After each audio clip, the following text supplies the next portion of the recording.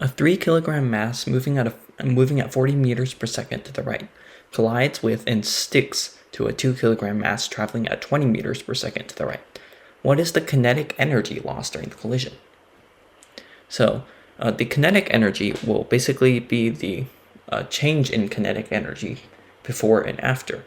Since it sticks to it, it would have usually less kinetic energy after the collision that gets dissipated as like heat or sound. So the equation for kinetic energy is given by K, which stands for kinetic energy, is equal to 1/2 mv squared, where m is the mass and v is the velocity. So now we need to calculate the total kinetic energy before the collision. So the total kinetic energy before the collision. So there are two objects. I'm going to call the initial kinetic energy of the larger one, the one with 3 kilograms of mass, KOL, initial kinetic energy. And that is equal to 1/2 mv squared, where its mass is 3 kilograms and its velocity is 40 meters per second. So this gives us a kinetic energy of 2,400 joules. Now, the kinetic energy of the smaller object, initial kinetic energy of the smaller object, is also 1/2 mv squared, where m is 2 kilograms and the velocity is 20 meters per second. And they are both moving to the right. So this gives us 400 joules. So the total kinetic energy, I'm just going to represent this as K0 or K0, is going to be equal to the sum of the two initial kinetic energies of the two masses, which is 2,400 joules plus the additional 400 joules from the second mass, which is equal to 2,800 joules. And that is going to be our initial kinetic energy. Oops, I erased a little too much.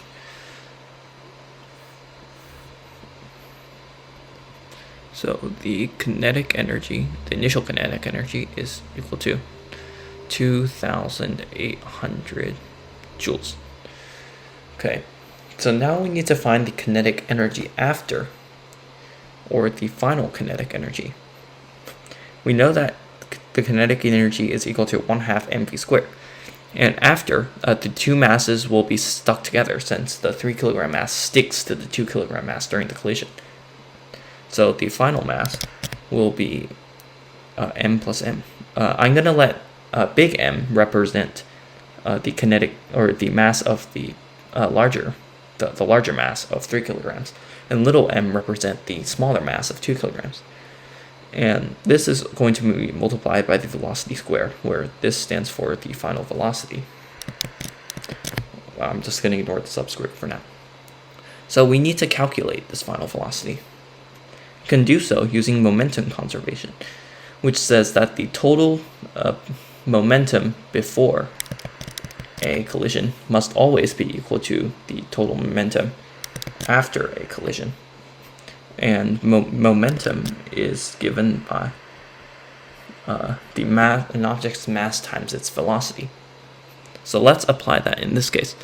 So we know that the initial momentum of the large object plus the initial momentum of the smaller object, or smaller mass, must equal the combined momentum after they stick together. So the momentum of the original larger mass is simply its mass times its velocity, which is v.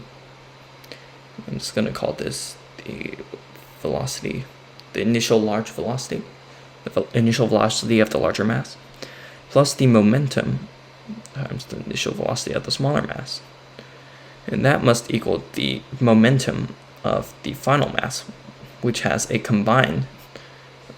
mass of the two combined original masses since they stick together, and a velocity, which is what we're trying to find. So we know everything else except for this velocity. So we just need to rearrange this equation to solve for it. mvol plus little m v divided by the sum of the combined masses. So this gives you the big mass of 3 kilograms times the larger one's velocity, 40 meters per second, plus the mass of the smaller mass of 2 kilograms, times its velocity of 20 meters per second. And we're going to divide that whole thing by the combined mass of 3 plus 2 kilograms, big M plus little n.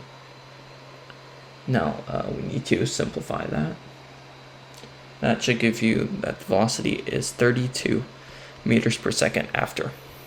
So this velocity is going to be equal to 32, not 3 over 2, 32 meters per second. So we used momentum conservation to solve for its velocity. And now we have everything that we need to solve for the kinetic energy after the collision. So the final kinetic energy is 1/2 times the sum of the two masses, or the combined mass after the stick, which is 3 plus 2, which is simply equal to 5 kilograms. And the new velocity of 32 meters per second square. And we're going to square that term. And this will give you 2,560 joules of energy. And that is the kinetic energy after.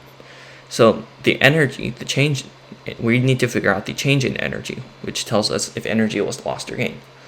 And if we do everything correctly, this should give us a loss of kinetic energy.